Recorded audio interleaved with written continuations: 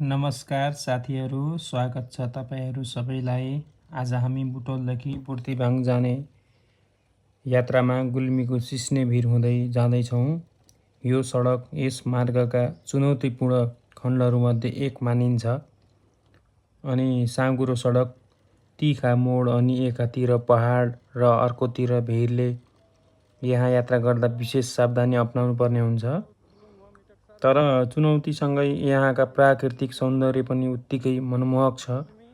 त्यसैले भिडियो अन्त्यसम्म हेर्नुहोस्। यदि तपाईको यस्ता यात्रा र सडक सम्बन्धी भिडियो मनपर्छ भने लाइक गर्नुहोस्।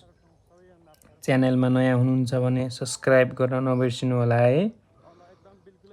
ल हेर्नुहोस् त तल छाँगो कस्तो छ। यहाँ एउटा गाडी आयो भने साइड दिन पनि बाटो हुँदैन। यो अलि केही समय पहिलाको भिडियो भए तापनि मैले यो अपलोड गरेको छु। अहिले चाहिँ यो ठाउँमा अलि फराकिलो भइसकेको छ। ल अब हेर्नुहोस् त म तपाईहरुलाई देखाउँछु। यहाँ बाइक रोकेर रोक्नु है त। अगाडि गएर।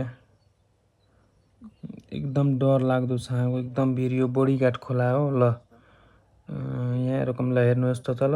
हो निलो रहेछ, डाँडा काँडा पहाड छ।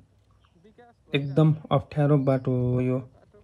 गुल्मीदेखि यो गुल्मीको सबैभन्दा एकदम चुनौतीपूर्ण बाटो यो सिस्नेको भिर हो। अहिले चाहिँ यहाँ फराकिलो भएको छ। अहिले अगाडि गयो भने हामी सोता बजार छ, सोताको फाँट छ, रूपाकोटको फाँट, अझ अगाडि मजुवा बजार आउँछ।